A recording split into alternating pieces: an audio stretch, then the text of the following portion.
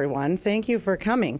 Today we're here to talk about something very exciting, and it's not to do with budgets, but it's about moving forward the Minnesota economy. Today we're here to talk about lifting the prohibition on new nuclear energy in the state of Minnesota. Since 1994, the ban has been on, and we firmly believe it's time to lift that. What I would point out is that this bill is not really the end to any discussion. It's really allowing the conversation to begin. From the caucus perspective, many of our members, all of our members, believe that it's time to lift the moratorium. According to OES, the Office of Energy Security in the state of Minnesota, they've identified a need in the next 15 years for 1,400 megawatts of baseload power. There's currently a moratorium both on nuclear and coal in the state. And from my perspective, I would say we should not have a moratorium on anything. Everything should be on the table. The bill has broad bipartisan support. Recently, Representative Paulson and Representative Walz had an article in the newspaper supporting the lifting the ban.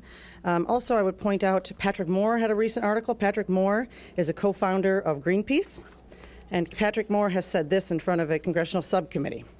Nuclear energy is the only non-greenhouse gas emitting energy source that can effectively replace fossil fuels and satisfy global demand. You'll also note that President Obama's administration has moved forward aggressively, and recently there'll be two sites in Georgia opened. That was just in February, announced loan guarantees. A couple of the barriers or the things that we heard in committee had first and foremost had to do with the storage issue. And from my perspective, representing the District of Monticello, where we do have currently dry cask storage on site, I understand the concern about that issue. And what I would say is that since 1987, the states have allowed the federal government to sort of run on this issue, and we've gotten nowhere. And so I think it is definitely time for states to step up, take the bull by the horns, and move forward on the nuclear issue and push the federal government to move on the storage issue. They've made promises that they will have to keep, and it's time for the states to start pushing on that issue. As far as cost goes, we fully acknowledge that nuclear plants are very expensive up front, but when you look at the ability for the plants to run 24 hours, 7 days a week, the kilowatt hour cost is very low. Also, I would point you to an article. It's called Breaking the Nuclear Financing Barrier. It's from actually a center-left group called The Third Way. And they do a discussion of the loan guarantees that the president just initiated as an option for the cost issue. But they also point to the regulatory situation. And they point to a need to reform the NRC's way of doing things. And I would just quote the article. The regulatory framework still contains this prospect of lengthy, duplicative reviews. Meanwhile, there is little operational transparency without much information publicly available about the progress of individual license applications. And then they go on to suggest some changes that they believe would reduce some of those upfront costs. Finally, this bill is about jobs. There are about 1,400 to 1,600 jobs in the building, and after construction, 700 permanent, good-paying jobs, which we all know is very important in this environment. But after making all these, sort of refuting all these arguments, I would just point out again that ultimately the cost, the storage discussions will be had at the Public Utilities Commission should a certificate of need come up. I think that you can, and I think it was the Pioneer Press that talked about dividing the issue. Lift the moratorium and then have this discussion at the PUC. And I would also just also talk about how the Minnesota Chamber, when they testified, said it could come down to the fact that the Chamber ultimately, because of their concern over rates, may oppose a nuclear power plant, but they are still supporting lifting the ban. So, anybody else have any? No? Oh, it's all, okay. So, any questions? Well, as you know, it was strong, the amendment, exactly this language, passed very strongly in the Senate last year, 42-24. Of the members on the committee, 10 of the 15 have already supported this language. Do you know what the need I understand this is for lifting moratorium, but does Minnesota need more? Sure, absolutely. Thanks for the question. According to the Office of Energy and Security, and we can supply this list if you'd like, but there's a need by 2025, so in the next 15 years, of 1,437 megawatts of power, baseload power needed. Some of that will be initially with some of these uprates, will be accomplished 2011 with uprates, but the rest of it is still needed. And are you talking about using a nuclear power plant to fill all of the need, or are you talking about the mix? I'm really talking about the mix, Pat. I'm very open to any discussion on any type of energy, but I think that nuclear should be a part of the mix. Why would we say never to any energy source at this point with that kind of need for baseload power? Are energy groups whispering in your ear that they would like to move forward with with construction, but for the moratorium that's in place right now? I think that they would take no position, and I think it's difficult for any company. We heard testimony about the high cost of even working the numbers, millions of dollars that it would cost a potential company just to work the numbers, and why would they do that in a state where it's completely off the table, where there's a moratorium in place?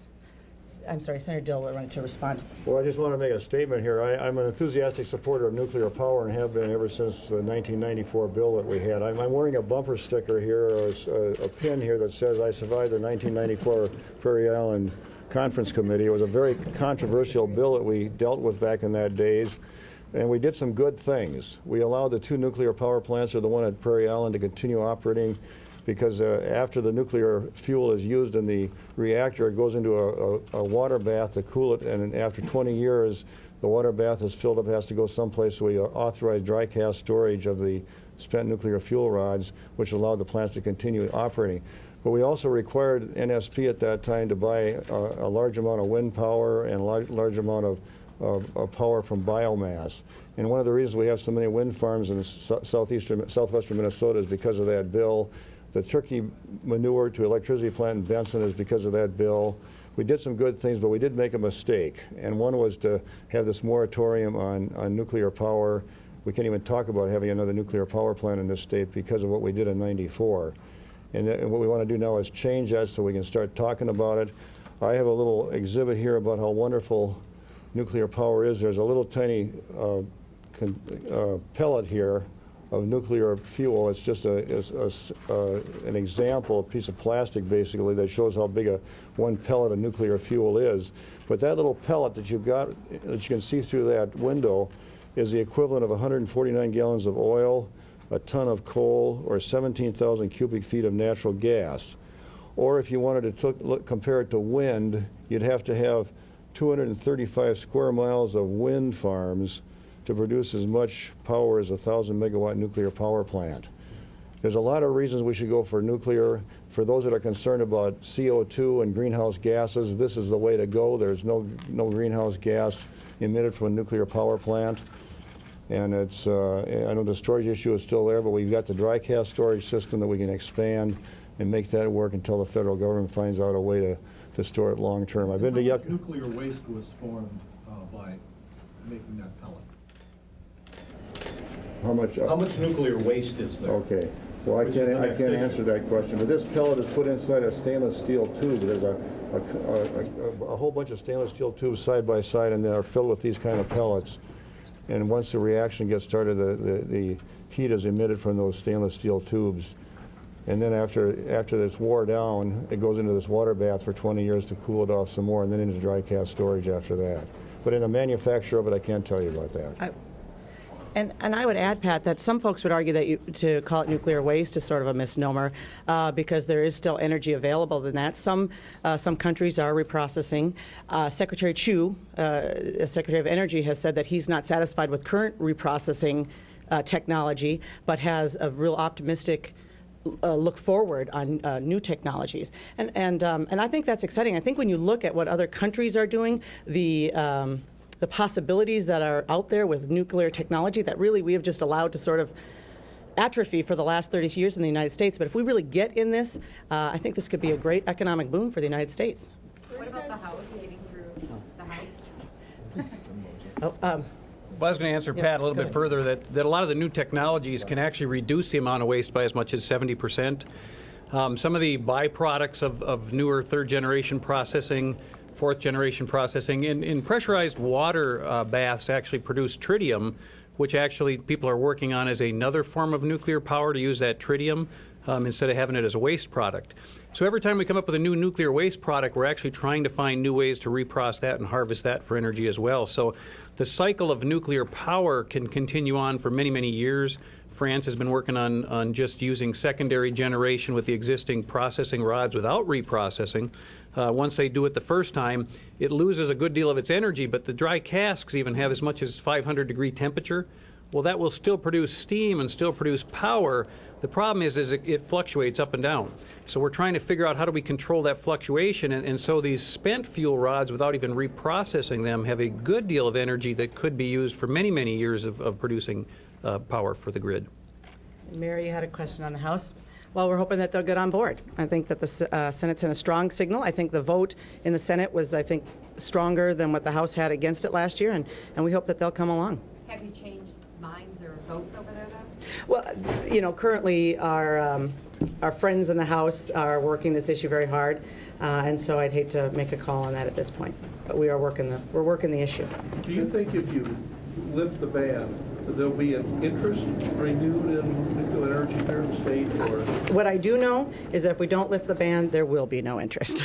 Okay, answer my question, please. If I- you lift it, do you think there will be? I believe that there will. I think there are a lot of exciting prospects out there for nuclear, and it may not be, I mean, when you hear about the new technologies, the new reactors that are out there, you know, I'm not sure exactly what that's going to look like, whether it's third or fourth generation, but I think there's potential there, especially with our need. You mentioned the need to send a stronger signal, I guess, to the feds or do something to push them on the nuclear storage issue. What would you like to see to move that along? How can the state effectively do that? Well, I think by lifting the moratorium sends a very strong signal. That's why I think for the last, since '94, we've said, well, we won't, until they resolve something on the storage issue, we're going to keep the moratorium in place. And it's done nothing. It's done nothing here. We said we were supposed to have that storage up in 1998, and still 12 years later, it's accomplished nothing. So let's try something different. Let's lift the moratorium and put the pressure on. Do it from the state. I was going to say, on that aspect as well, the PUC did testify they weren't sure if they were considered a party to be able to join in a lawsuit with the Attorney General. And so you'll hear some rumblings around the Capitol of perhaps if we move this along to create a standing for the PUC to join with the Attorney General to sue the federal government to force them to move forward with the promise that they gave the American people to move forward and put that money, whether it's at Yucca Mountain or some other repository. The federal government spent some $23 billion that our people, as well as people across the United States, paid for that repository. That money's disappeared. The federal government is going to shut down the program with no intention to repay us. We think those ratepayers deserve that money back, and I think you'll see some good movement towards that as we move towards lifting this moratorium. Mike, what do you think about Joe Atkins' bill in the House to have the state put some of the money it's now, or the ratepayers' money go to like escrow or Minnesota's own account pretty much for waste? Well, there's a couple iterations of that, so depending on how that comes out, it gets kind of dicey. Here's the deal is the feds control all nuclear energy and any repository you would build.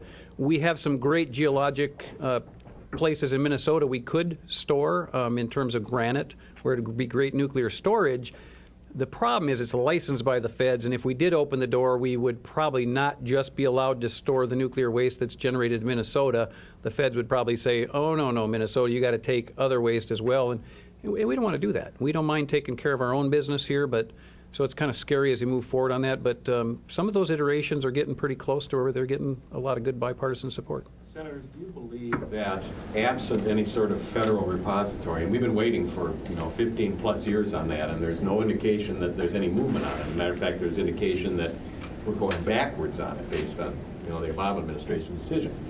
Do you think that absent that, that we should continue to build this pool of dry casts on Prairie Island and Monticello, or are you concerned about that long term for safety, absent any federal repository? That's a good question, and I am concerned about long term. However, again, what this moratorium does is it doesn't allow us to look at even reprocessing that fuel or secondary generation. Because we have a moratorium on the nuclear power in general, we can't move that whole science forward in Minnesota.